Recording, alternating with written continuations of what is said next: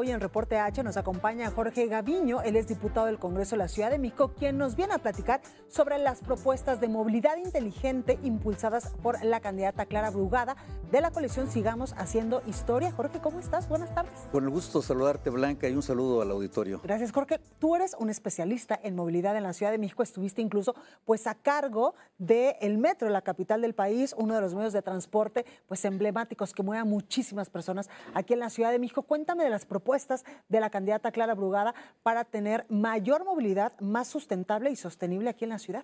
Pues mira, el programa, el plan que tiene Clara Brugada es el mejor plan, te lo puedo asegurar. Primero porque es un plan absolutamente probado y realizable.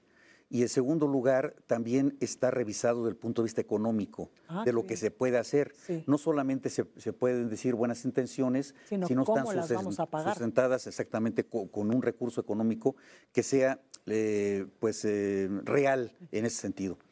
¿Qué está proponiendo Clara Brugada? Primero, bueno, meter precisamente la inteligencia dentro de todo el sistema de transporte, sobre todo el transporte público. ¿Qué tenemos que hacer? Bueno, corregir nuestros semáforos.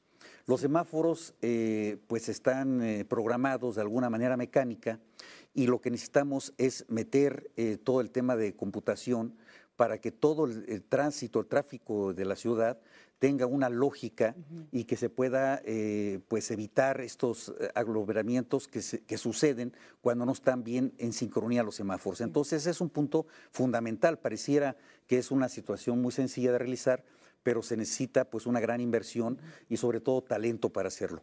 Ese es un primer paso. El segundo paso es cero baches. Tenemos que resolver el problema de los baches de la ciudad.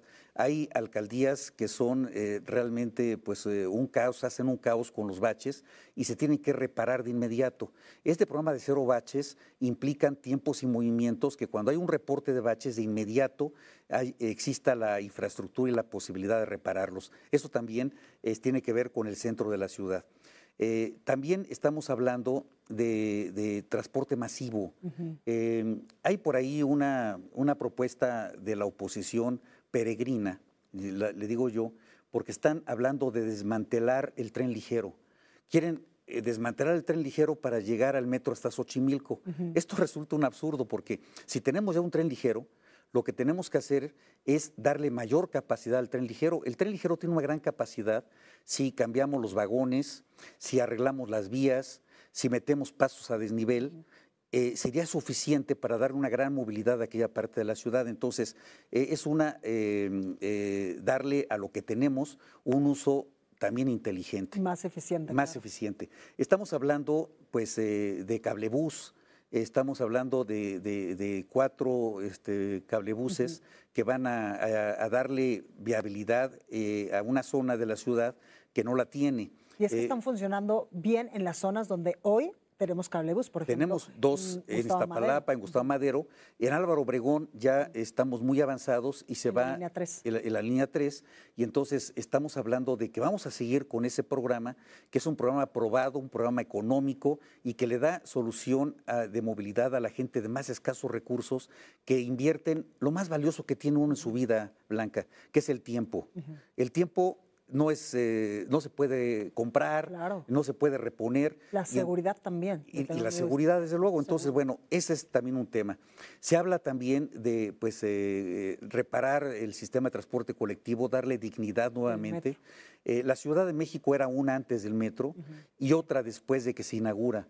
A partir de ahí el metro fue creciendo con el apoyo de la Federación de una manera muy rápida, pero después la Federación dejó de invertir en el metro.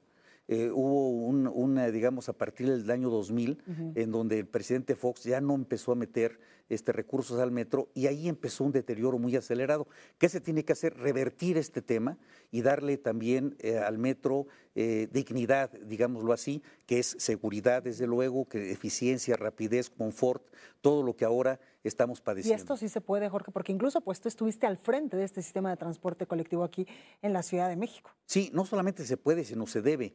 Estamos hablando de recursos muy importantes. El metro está subsidiado. Un boleto del metro debe de estar costando aproximadamente 13 pesos por pasajero y a la gente se les cobra 5. Sí. Lo demás se subsidia, pero no alcanza el subsidio para darle inversión al metro. Se tienen que comprar por lo menos 3 trenes al año para ir, digamos, cambiando todo el inventario de material rodante. Y esto ya lo traen en el radar en Ya estas también se propuestas tiene en de el radar y movilidad. se tiene presupuestado inclusive. Qué Todo lo importante que te eso. estoy comentando Ajá. está presupuestado. Entonces, pero además una cosa que no menciona la oposición y que lo tiene muy claro, es el tema de la bicicleta. Se Claro, está hablando de dar de la ecobici. 300 kilómetros más de vías para las bicicletas en toda la ciudad. Y también darle estaciones para las bicicletas en todas las alcaldías. Todo esto haría un plan integrado. Metrobús, desde luego, seguir con líneas de Metrobús. Está hablando de una situación muy interesante que es al circuito interior darle Metrobús y todo el periférico. Ajá. Estamos hablando de cerca de 54 kilómetros de Metrobús, que sería el más grande del país. Y esto es muy interesante porque estamos hablando de un carril acotado para el transporte público. Oye, Jorge, y con todas estas propuestas que nos estás contando de la candidata Clara Brugada, ¿se solucionarían los problemas de movilidad en la Ciudad de México y sobre todo se pues acabaría con las desigualdades en movilidad que hay entre las alcaldías? Pues bueno, va a influir de una manera muy importante. El tema de movilidad es un problema transversal que toca todos los derechos, derechos claro. humanos inclusive. Hay por ahí un estudio que cuando no existe la movilidad adecuada en una ciudad, hay virulencia dentro de la ciudad.